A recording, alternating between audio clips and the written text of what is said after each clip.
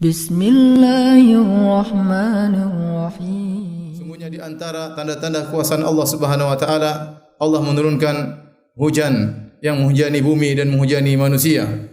Dan ayat-ayat yang berbicara tentang hujan sangat banyak dalam Al-Qur'an.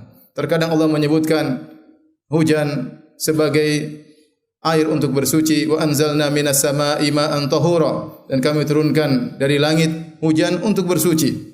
Kemudian terkadang Allah sebutkan hujan sebagai rizki. Kata Allah Subhanahu wa taala, rizqan lil ibad. Sungguhnya hujan adalah rizki bagi hamba-hambanya. Walladzi anzala minas sama'i ma'an lakum minhu syarabun wa minhu syajarun fihi tusimun. Yumbitu lakum bihi zar'a waz zaituna wan nakhila wal a'nab wa min kulli thamarat.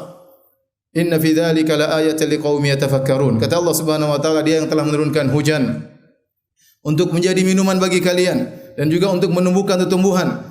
Kemudian kalian menggembalakan hewan-hewan kalian di tumbuhan-tumbuhan tersebut, dan juga untuk menumbuhkan sayur mayur, untuk menumbuhkan korma, kemudian zaitun, dan juga untuk menumbuhkan buah-buahan.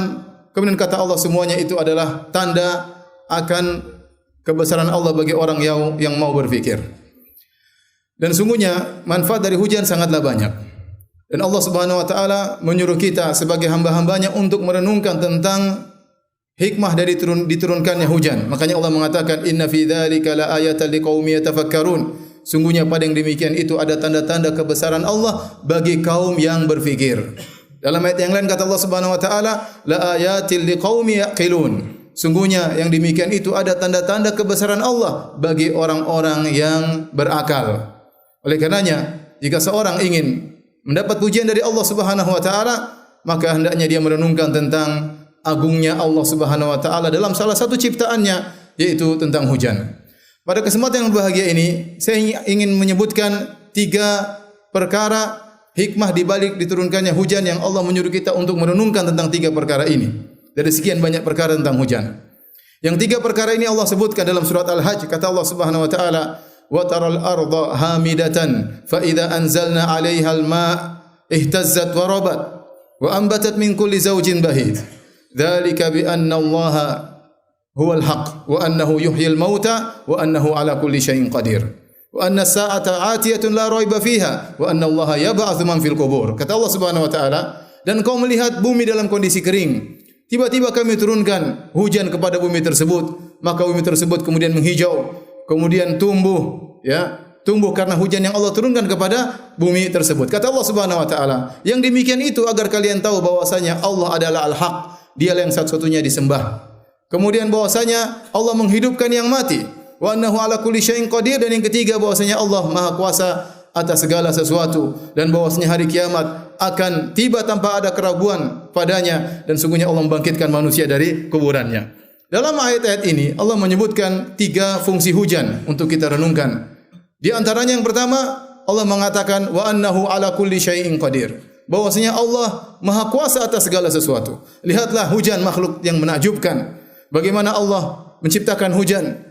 Alam tara anna Allah yusji sahaban thumma yu'allifu bainahu thumma yaj'aluhu rukaman fataral wadqa yakhruju min khilalihi wa yunazzilu minas sama'i min jibal. Tidakkah kau lihat bagaimana Allah menggiring awan, kemudian Allah kumpulkan awan-awan tersebut menjadi satu, kemudian Allah menumpuk awan tersebut menjadi bertumpuk-tumpuk, bahkan sebagian awan tinggi seperti gunung. Kalau kita naik pesawat kita bisa lihat bagaimana awan tersebut sangat tebal, bahkan sebagian awan begitu tebal seperti gunung. Kemudian Allah turunkan hujan dari awan tersebut biqadarin, sesuai dengan ukuran yang Allah kehendaki pada tempat yang Allah kehendaki. Kemudian Allah turunkan hujan tersebut dengan rasa yang tawar, tidak asin. Kata Allah Subhanahu wa taala, afara'aitumul ma'a alladhi tashrabun a antum anzaltumuhu minal muzni am nahnul munzilun law nasha'u ja'alnahu ujajan falawla tashkurun.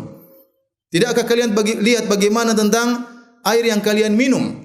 Apakah kalian yang menurunkannya dari langit ataukah kami yang menurunkannya? Kalau kami berkehendak, kami jadikan air hujan tersebut menjadi asin. Kenapa kalian tidak bersyukur kepada Allah Subhanahu wa taala? Lihat hujan tersebut tawar. Kalau asin maka binasalah kita. Kemudian hujan tersebut turun dalam bentuk ya butiran-butiran, tidak turun dalam langsung bentuk kumpulan air seperti danau yang turun ke atas muka bumi, maka akan binasalah manusia. Semuanya berjalan dengan kekuasaan Allah Subhanahu wa taala, dan yang bisa melakukan ini hanya Allah Subhanahu wa taala. Wa annahu ala kulli syai'in qadir. Sungguhnya Allah Subhanahu wa taala maha kuasa atas segala sesuatu. Kemudian fungsi kedua yang Allah sebutkan dalam surat Al-Hajj tentang hujan, yaitu hujan mengingatkan kita bahwasanya akan ada hari kebangkitan. Kata Allah Subhanahu wa taala, wa annahu yuhyil mauta, bahwasanya Allah Subhanahu wa taala dialah yang menghidupkan yang telah mati. Allah Subhanahu wa taala menyebutkan, wa nazzalna minas samaa'i ma'an mubarakan fa ambatna bihi jannati wa habbal hasid wan nakhla basiqatin laha tal'un nadid rizqan lil ibad wa ahyayna bihi baldatan maita kadzalikal khuruj. Kami turunkan hujan, kemudian kata Allah Subhanahu wa taala, sebagai rizki bagi hamba-hambanya. Kemudian kata Allah Subhanahu wa taala di akhir ayat, kadzalikal khuruj, demikianlah kami keluarkan manusia dari kuburan-kuburan mereka. Demikian juga Allah Subhanahu wa taala berfirman, wa huwal ladzi yursilur riyaha bushran baina yaday rahmatih hatta idza aqallat sahaban thiqalan suqnahu li baladin mayyit fa anzalna bihil ma fa akhrajna bihi min kulli thamarat kadzalika nukhrijul mauta la'allakum tadhakkarun. Dialah Allah Subhanahu wa taala yang telah mengirimkan angin berhembus sebagai kabar gembira akan turunnya hujan. Kemudian Allah turunkan hujan, kemudian Allah tumbuhkan tumbuhan. Kata Allah Subhanahu wa taala di akhir ayat, kadzalika nukhrijul mauta, demikianlah kami mengeluarkan mayat-mayat dari kuburan mereka agar kalian ingat, agar kalian sadar.